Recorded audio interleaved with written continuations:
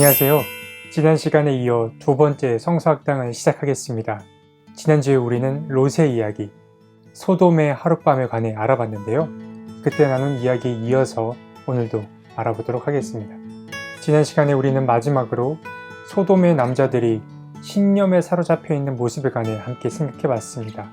그 모습 속에서 우리의 모습을 또 발견하기도 했는데요. 의심하지 않는 신념, 질문하지 않는 믿음이 얼마나 무서운 결과를 낳을 수 있는지 우리는 한번 생각해 봤었습니다. 오늘은 그 바로 다음 이야기를 이어서 함께 알아보도록 하겠습니다.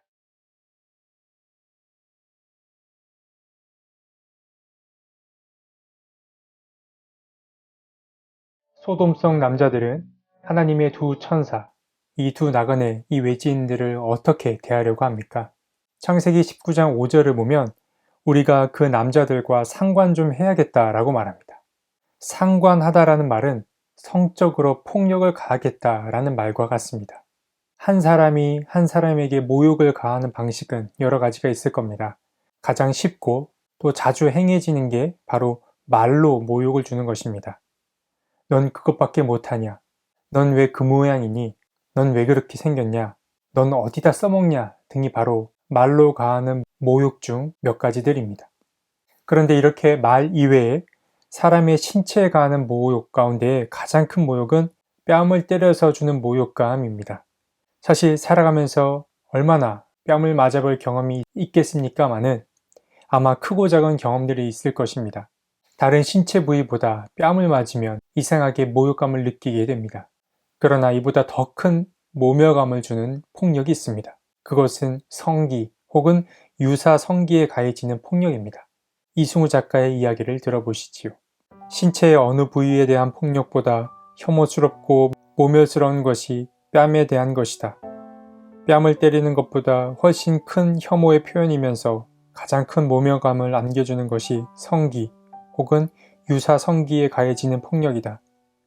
이 폭력이 집단에 의해 개인에게 행해질 때 혐오와 모멸감의 수치는 배가 된다. 성기를 향한 이 집단 폭력은 무의식적으로 아무 거리낌 없이 오로지 폭력의 내재적 효과만을 향해 자연스럽게 이루어진다. 창세기 3장을 보면 선악과를 따먹은 아담과 하와는 눈이 밝아져 자신들이 벗은 몸이라는 걸 알게 됩니다. 그러고 나서 무화과 나무 잎으로 치마를 엮어 서로의 몸을 가립니다.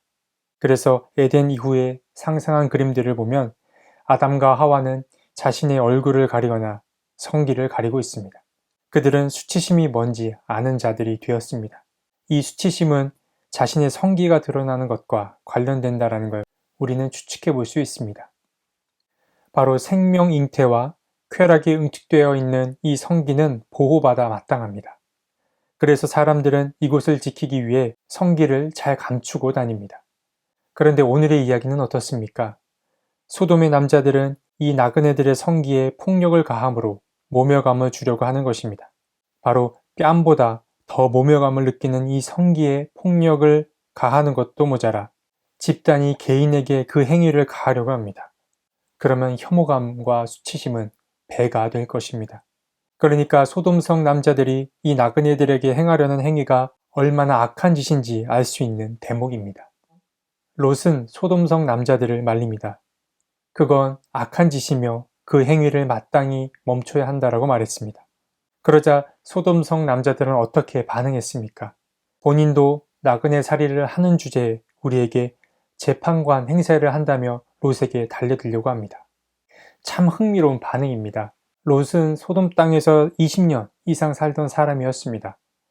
그런데 나보고 나그네 살이라니. 롯을 향한 이들의 비난은 어찌된 일일까요? 이승우 작가의 이야기를 들어보겠습니다. 결코 짧은 세월이 아니었다. 그런데도 그는 그 땅의 구성원으로 인정받지 못하고 있었다. 그가 그 도시에 스며들지 않은 것이 아니라 그 도시 사람들이 그를 스며들지 못하게 했다. 그가 그 도시 사람들을 거부한 것이 아니라 도시 사람들이 그를 받아들이지 않았다. 아무 일 없을 때는 영역 안에 일원처럼 대했지만 무슨 일이 있을 때는 영역 밖의 외부인으로 간주했다. 롯도 큰 부자였다. 땅을 살 경제력이 없었던 것은 아니다. 그가 사지 못한 이유는 경제력이 아니라 자격이 없어서였다. 그가 땅을 갖도록 그 땅의 사람들이 허용하지 않았기 때문이다. 그것을 허용하지 않은 것은 그를 계속해서 나그네로 놓아두기 위해서였다. 롯은 소돔성에 오래 살았지만 여전히 이방인 취급을 받았습니다. 소돔 출신이 아니었던 롯은 아무리 그곳에 오래 살고 또 경제력이 있어도 그저 나그네에 불과했습니다. 소돔 사람들의 텃세와 그들의 외진 혐오는 이미 여기에서도 충분히 드러나고 있습니다. 평소 그런 대우를 받았던 롯이었기에 하나님이 보내신 사람들을 지키려 했던 이 롯의 행동은 소돔 남자들의 공분을 사기에 충분했던 것입니다. 여러분, 나그네들의 삶은 어떤 삶일까요? 하나님께서 가장 많은 관심을 기울인 고아, 나그네, 과부 가운데 이 나그네들은 어떤 존재를 가리킬까요? 이승우 작가의 이야기를 들어보겠습니다. 나그네로 사는 것은 길 위에 사는 것과 같다. 그런데 길은 머물러 사는 곳이 아니고 어딘가로 가는 곳이다. 고정된 장소가 아니고 유동하는 흐름이다. 누구에게도 소유되지 않는 트인 공간이다. 길 위의 사람은 어딘가로 가는 중에 있는 사람이다. 길 위에 사는 것은 어딘가로 가는 중의 상태를 유지하며 사는 것이다. 도착은 한없이 연기되고 머물면 영원히 유보된다. 어딘가로 가는 중의 상태를 유지한 채 사는 것만 허용된다. 20몇 년 동안 소돔에서의 롯의 삶이라는 것이 그러했다. 롯은 그 도시에 매혹되어 20년 넘게 그곳에 살았지만 아직 그곳에 도착하지 못했다. 여러분, 구약과 신약을 한마디로 정의하면 어떻게 될까요? 구약은 떠나라, 그리고 신약은 따르라 라고 말할 수 있습니다. 하나님은 계속해서 떠나라고 말씀하십니다. 정착하지 말고 어딘가를 향해 계속 나아갈 것을 요청하십니다. 신약은 예수님을 따르라고 말합니다. 생명과 평화의 주님을 따르라고 요청하지요. 그러니까 구약의 메시지는 다른 말로 나그네와 같은 삶으로의 초대라고도 말할 수 있을 것입니다. 여러분께서는 지금 나그네의 삶을 살고 계십니까? 저는 여전히 나그네의 삶이 무엇인지 고민하고 있습니다. 타협인지 모르겠습니다만 현재까지는 이 나그네의 삶을 이렇게 정리해 봅니다. 가장 이상적인 나그네의 삶은 어딘가에 정착하지 않고 물리적인 공간을 넘나드는 삶을 말하겠지만 그것이 현실적으로 쉽지 않은 경우에는 우리의 정신이 나그네의 정신과 같아야 한다라는 것입니다. 물론 하나님이 지금 사는 집, 동네, 직장, 교회를 떠나라고 하시면 떠나는 게 맞습니다. 하지만 그렇지 않더라도 나 스스로를 나그네로 여기는 것, 낯선 타자의 시선으로 자신을 바라보기 위한 훈련이 필요하다고 생각합니다. 그래서 제가 사용하는 방법은 독서와 여행, 낯선 이들과의 만남, 혹은 열린 대화 등입니다. 나그네는 길의 사람입니다. 길은 멈추지 않고 계속 나아가기 위한 장소입니다. 머물러 사는 곳이 아니지요. 어느 곳에 언제 도착할지, 언제 안정을 누릴 수 있을지 알 수 없는 인생이 이 나그네의 인생입니다. 방금 함께 읽은 마지막 문장이 참 여운을 남깁니다. 롯은 그 도시에 매혹되어 20년 넘게 살았지만 아직 그곳에 도착하지 못했다. 그렇게 나그네로 취급받던 롯은 아주 이상한 제안 한 가지를 합니다. 다음에 나눌 이야기는 나그네들이 내놓으라는 소돔성 남자들의 말에 자신의 두 딸을 내놓겠다라는 내용이 바로 그것입니다. 이 나그네들은 나의 집에 보호받으러 온 손님들이니까 그들에게는 아무 짓도 저지르지 말고 대신 자신의 딸을 당신들이 원하는 대로 하라고 제안합니다. 당연히 독자들 입장에서는 정말 황당할 수밖에 없는 제안입니다. 이승우 작가는 이 롯의 마음에 입술을 달아줍니다. 절대적인 명령을 받은 롯과 그로 인해 포기해야 할 것들에 관해 이야기합니다. 롯은 손님들은 보호하고 딸들은 보호하지 않는 듯한 태도를 보인다. 아니, 손님들을 보호하기 위해 딸들의 보호를 내팽개친다. 보호 상태에 있던 딸들을 비보호 상태로 바꾼다. 가장이자 아버지인 그의 이런 태도를 이해하는 것은 쉽지 않다. 그는 손님들을 보호하라는 명령을 받고 있다. 이 명령은 무조건적이고 절대적이어서 다른 모든 것을 조건화하고 상대화한다. 이 명령의 이행을 위해서는 포기되지 않을 수 없는 것이 없다. 딸들이라고 제외되지 않는다. 그런 점에서 손님은 신과 같다. 나그네들을 대신해 딸들을 내놓는 롯의 태도를 이해하기는 쉽지 않습니다. 하지만 한 철학자가 말한 이야기는 우리 삶을 함축해 놓기에 충분합니다. 우리 인생은 B와 D 사이의 C다 라고 그는 말했습니다. B는 birth입니다. 탄생이고 D는 death, 곧 죽음이고 C는 choice, 즉 선택이라는 말입니다. 우리는 태어나서 죽을 때까지 계속된 선택을 통해 인생을 일구어 갑니다. 우리가 선택하기도 하고 또 선택되어지기도 하는 것이 인생인 것입니다. 그렇기에 선택이라고 하는 것은 늘 포기를 동반합니다. 어떤 것을 선택하면 선택하지 않은 쪽은 포기되기 마련입니다. 롯은 절대 명령 앞에 선 자였습니다. 그 명령은 손님들, 외지인들을 폭력으로부터 보호하는 것이었습니다. 그랬기에 명령이 이행되는 과정에서 나그네들이 딸들보다 우위에 설 수밖에 없었습니다. 롯은 손님을 지키기 위해서 딸들을 포기했습니다. 손님을 지키는 건 하나님의 명령을 지키는 것과 다름없었기 때문입니다. 그런데 더 이상한 것은 소돔성 남자들의 반응입니다. 롯은 마치 광기에 사로잡혀 있어 보이는, 그리고 도저히 무슨 일을 저지를지 예측할 수 없는 이 폭도나 다름없는 남자들에게 자신의 딸을 내놓겠다고 했습니다. 이 제안은 소돔성 남자들이 솔깃해할 만한 것임이 분명해 보입니다. 그들이 원하는 게 성적 쾌락이었다면 더욱 그러합니다. 그런데 그들의 반응은 어떠했나요? 극도의 흥분 상태에 있던 이들이 분별력 있는 처신을 합니다. 그러나 뜻밖에도 이 남자들은 그의 제안을 받아들이지 않는다. 무차별적이고 무분별한 이들의 극도의 흥분 상태를 감안하면 이상하다는 생각이 들 정도로 분별 있는 처신이다. 마음대로 하라고 내주겠다는 롯의 딸들에게 아무 관심도 보이지 않는 이들은 자기 딸을 보호하지 않겠다는 롯만큼, 아니 그보다 더 이상하다. 소돔성 남자들은 롯의 딸들에 관심이 없습니다. 어떻게 된 일일까요? 그들은 자신들이 원하는 것이 정확히 그것이 아님을 밝히며 오히려 재판관 행세를 하는 롯에게 폭력을 가하려고 합니다. 이들은 왜 롯의 두 딸을 거부하고 계속 나그네들을 찾았던 것일까요? 정말 이들이 원한 건 동성 간의 성행위였을까요? 이승우 작가는 말합니다. 남자를 가까이 한 적 없는 장성한 처녀들을 거부하는 그들의 태도는 그들의 진짜 관심이 성적인 것이 아님을 시사한다. 성행위나 성폭력은 수단일 뿐 목표가 아님을 시사한다. 그들은 나그네들을 내놓으라고 말하면서 그들과 성행위를 하겠다고 위협했다. 그러나 이들이 하려고 한 것은 외지인에 대한 성행위를 통한, 그것도 집단적으로, 강제적으로 동성을 향해 자행하는 모욕과 처벌이지 성행위 자체는 아니었던 게 분명하다. 만일 소돔성 남자들의 목표가 성행위에 있었다면 롯의 제안을 거절할 이유는 없었을 것입니다. 그러나 그들은 거절했습니다.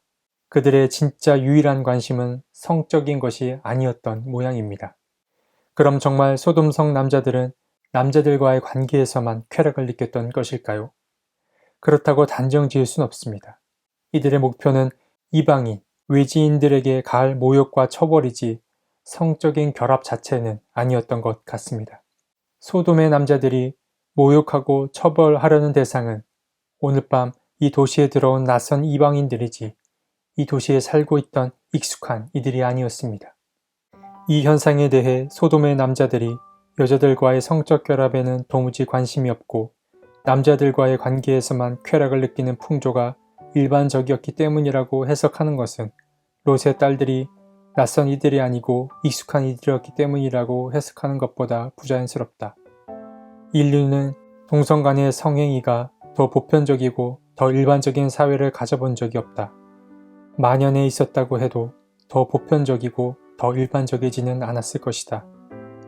이 무리들이 정말로 원한 것이 외지인들에 대한 모욕과 처벌이라고 한다면 이 장면을 근거로 그곳에 그런 풍조가 만연해 있었다고 단정하는 것도 신중하지 않는 일일 수 있다. 그들이 행한 멸망에 이를 정도의 악한 짓이 동성 간의 성행위였다고 규정해버리는 것도 마찬가지다. 그렇지요.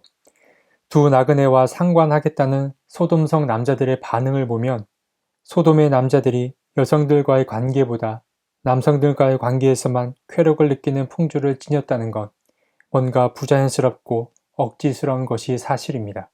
이승우 작가는 인류가 동성 간의 성행위를 더 보편적이고 일반적으로 여겼던 사회는 없었다고 말합니다. 있을 순 있어도 보편적인 거다, 일반적인 경우는 없었다라는 말입니다. 그럼 무엇일까요? 우리는 이들의 반응을 어떻게 해석해야 할까요? 그렇다면 정답은 한 가지입니다. 눈치를 채신 분도 계실 텐데요. 소돔성 남자들이 갖고 있는 죄악은 무비판적인 외지인에 대한 혐오입니다. 이야기를 한번 들어보시지요. 롯은 그 흥분한 무리들이 그의 집안에 있는 낯선 남자들과 집단적으로 성행위를 하겠다고 주장하는 것이 아니라 그의 손님인 외지에서 온 나그네들을 모욕하여 길들이겠다고 주장하는 것임을 알았다. 비상식적이고 제어하기 힘든 성적 욕망에 사로잡혀 있는 것이 아니라 비이성적이고 무비판적인 외지인 혐오에 붙들려 있다는 것을 파악했다. 소돔성 남자들은 동성 간의 비상식적인 성적 욕망에 사로잡혀 있는 게 아니라 외부인에 대한 무조건적인 배타, 혐오를 갖고 있었습니다. 그들은 자신들과 다른 존재들을 조금도 품을 생각이 없었습니다. 하지만 뭐랄까요? 계속 이런 의문을 가진 분들이 계실 수 있습니다. 그들은 왜 굳이 나그네들과 상관해야겠다고 말했던 것일까요? 폭력이면 폭력이지 왜 동일한 성을 가진 사람 간의 성행위를 하겠다고 한 것일까요? 서두에 뺨을 맞는 것이 정말 모욕적인 처사인데 그보다 더 모욕적인 것이 성기에 가하는 폭력이라고 말했습니다. 집단이 가하면 훨씬 심한 모욕을 느끼게 되고요. 그런데 고대 세계에서는 포로나 원수 혹은 적들을 복종시키는 전통적인 방법이 있었다고 합니다. 그것은 남성을 여성처럼 대하는 것이었는데요. 잭 로저스 교수는 그의 책에서 이런 이야기를 전합니다. 웨스트 조지아 주립대학의 심리학 교수 데니얼 헬미니에게 지적에 따르면 고대 세계에서 동성애 강간은 승자가 포로로 잡은 원수들과 적들의 복종을 강조하는 전통적 방법이었다. 그 문화에서 남성에게 가장 부끄러운 경험은 여성처럼 취급받는 것이었고 남성을 강간하는 것이 가장 난폭한 그런 처우였다. 고대 사회는 아주 극단적인 남성 우월 사회였습니다. 그렇기에 남성이 여성처럼 대우를 받는 게 엄청난 두려움이자 모욕이었을 것입니다. 이런 맥락에서 본다면 소돔의 남자들은 나그네들의 성기에 폭력을 가하거나 또는 남성이 여성과 성관계를 맺을 때와 같은 방식으로 그들을 대하면서 모욕을 주려고 했던 것이 아닐까 생각해 봅니다. 어쨌든 이 소돔 이야기를 보며 소돔의 멸망 이유가 소돔성 남자들의 동성애 때문이라고 하는 것은 몹시 부자연스러운 해석이라고 여겨집니다. 어쨌든 소돔성 남자들은 롯의 만류를 재판관처럼 행세한다고 여겼고 이로 인해 흥분한 나머지 롯의 집 문을 부수려고 했습니다. 그때 집 안에 있던 두 나그네는 잽싸게 손을 내밀어 롯을 안으로 끌어들인 후 사람들의 눈을 멀게 만들었습니다. 그러자 그들은 롯의 집 대문을 찾지 못하게 되었다고 성경은 기록합니다. 이후 하나님의 천사들은 롯에게 식구가 더 있냐고 물으며 그들을 데리고 성 밖으로 도망치라고 말합니다. 이 성 안의 사람들 때문에 울부짖는 소리가 주님에게까지 이르렀고 주님께서는 바로 이 소돔을 멸하기 위해 자신들을 보낸 거라고 밝힙니다. 롯은 사위들에게 이 소식을 알렸지만 그들은 믿지 않았습니다. 동틀 무렵이 되었고 천사들은 롯을 재촉하여 부인과 두 딸을 데리고 어서 이곳을 빠져나가라고 명했습니다.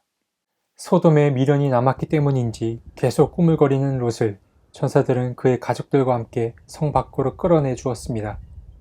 그러고는 친절히 저기 보이는 한 산으로 도피하라고 명하지만 롯은 산에 도착하기 전에 죽을까 두려워 다른 길을 알려달라고 청합니다. 그러고 나서 본인 스스로 저기 보이는 작은 성, 그곳으로 갈 수 있게 도와달라고 말합니다.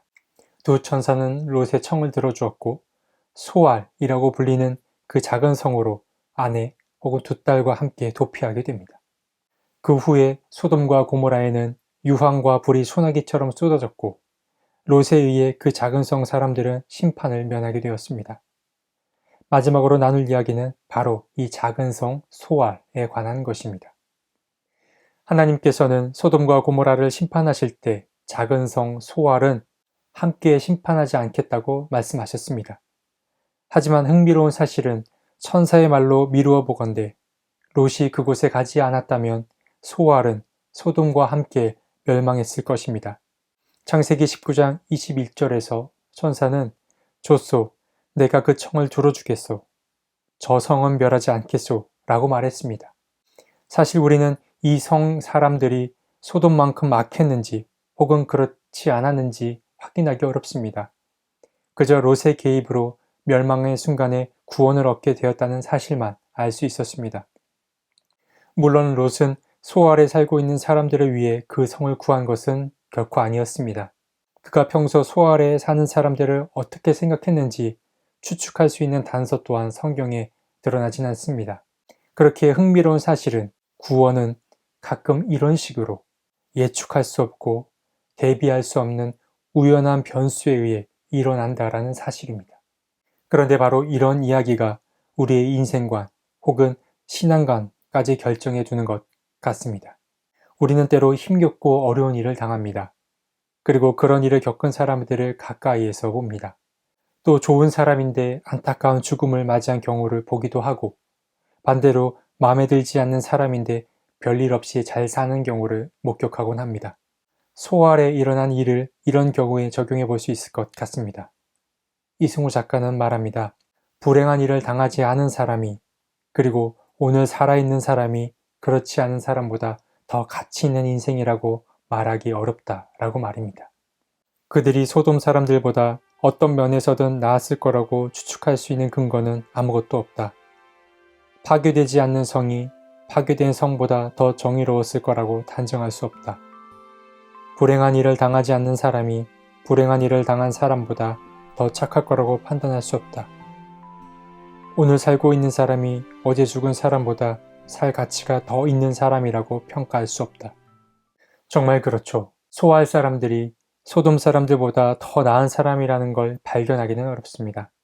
그들이 다른 이들보다 더 정의롭다는 근거는 어디에도 없습니다. 그들의 구원은 롯의 배려나 어떤 관심에서 비롯되었다라기보다는 그저 그곳이 더 나아 보였던 롯의 개인적인 선택에 의해서 이루어졌던 것입니다. 삶이라는 게 이렇지 않나 생각해 봅니다. 우리가 종종 범하는 실수 가운데 이런 것이 있죠. 우리 교회 한 장로님이 독일에서 어떤 한인교회에 가셨다라고 합니다. 그런데 얼마 지나지 않아 곧 그 교회를 나왔다는 소식을 들었습니다. 그 교회 목사님의 설교 때문에 그러셨다는데요. 그 교회 목사님이 운전을 하던 중에 큰 사고가 났는데 큰 차에 타고 있던 자신은 살았고 맞은편에서 오던 사람은 그만 죽고 말았다고 했습니다. 그런데 그 이야기를 하시며 내가 산 것은 주님의 은혜다. 내가 큰 차를 타서 죽지 않은 것은 모두 주님의 은혜라고 말했다라는 것입니다. 그 설교를 들은 후 장로님은 더 이상 그 교회에 나아가지 않고 발길을 끊었다라고 했습니다. 이런 이야기를 들으면 당연히 우리의 반응은 어떻습니까? 당연히 그 목사님을 욕하게 됐죠. 그런데 신앙인들 가운데 정말 많은 사람이 아무렇지 않게 이런 식의 사고를 한다라는 것입니다. 악인이 의인보다 잘 사는 경우는 허다합니다. 그렇지 않습니까? 내가 저 사람보다 못한 게 얼마나 된다고, 내가 저 사람보다 지은 죄가 얼마나 더 크다고 나는 늘 어렵고 저 사람은 잘 살아가는지 억울할 때가 많습니다. 반대로 나는 평안한데 어떤 사람의 삶은 늘 고단하기만 합니다. 예수님께서는 하나님께서 악한 사람에게나 선한 사람에게나 똑같이 해를 떠오르게 하시고 의로운 사람에게나 불의한 사람에게나 똑같이 비를 내려주신다 라고 말씀하셨습니다. 그리고 전도서 기자도 비슷한 이야기를 하는데요. 모두가 같은 운명을 타고났다. 의인이나 악인이나 착한 사람이나 나쁜 사람이나 깨끗한 사람이나 더러운 사람이나 제사를 드리는 사람이나 드리지 않는 사람이나 다 같은 운명을 타고났다. 착한 사람이라고 해서 죄인보다 나을 것이 없고 맹세한 사람이라고 해서 맹세하기를 두려워하는 사람보다 나을 것이 없다. 그렇기에 우리에게 필요한 것은 무엇일까요? 자만하지 않고 겸손하게 사는 것입니다. 또 지나친 자괴감에 빠져 자신을 죄인 취급할 필요도 없다라는 사실입니다. 이 사실을 반드시 기억할 필요가 있습니다. 자, 이렇게 2주 동안 소돔과 고모라의 이야기를 통해 삶의 지혜에 관해 함께 나눠봤습니다. 다음 시간에는 하갈의 이야기, 하갈의 노래에 관해 함께 나눠보도록 하겠습니다. 그럼 다음 시간에 뵙겠습니다.